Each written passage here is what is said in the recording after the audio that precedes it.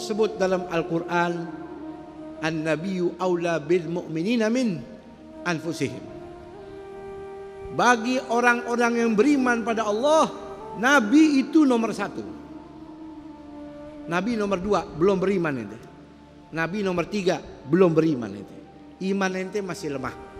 Orang mukmin yang imannya sempurna, An-Nabi aula, Nabi paling utama buat dirinya.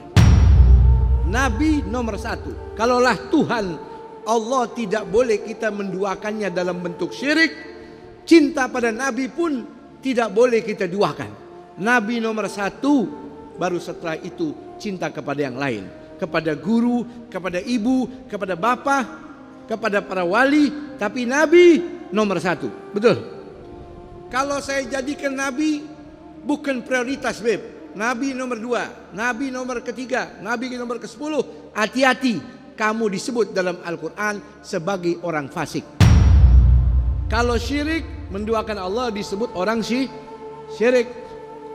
Kalau menduakan Nabi disebut orang fasik. Kata Allah di dalam Al-Quran, Qul in kana aba'ukum wa abnaukum wa ikhwanukum wa azwajukum wa ashiratukum.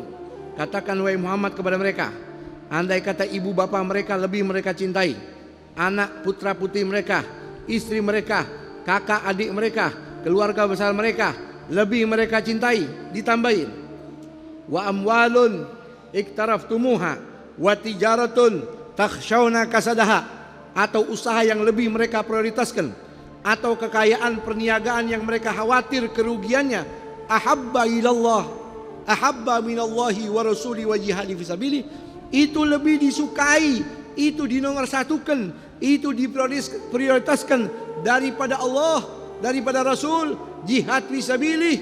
Fatarabbasu, biarin kata Allah, hatta ya'ti Allah bi amrih, sampai Allah menurunkan keputusannya. Innallaha la yahdil qaumal fasikin, Allah tidak akan memberi petunjuk orang yang fasik. Na'udzubillahi min. Kata ulama, tunggulah sampai Allah menurunkan keputusan. Keputusan Allah itu kata sebahagian ulama siksa. Kata ulama yang lain azab. Ada lagi yang bilang musibah. Ada yang mengatakan meninggal su'ul khatimah. Kalau mendoakan Nabi, Nabi nomor kesekian, satu dia fasik, kedua dia akan mendapatkan hukuman daripada Allah Subhanahu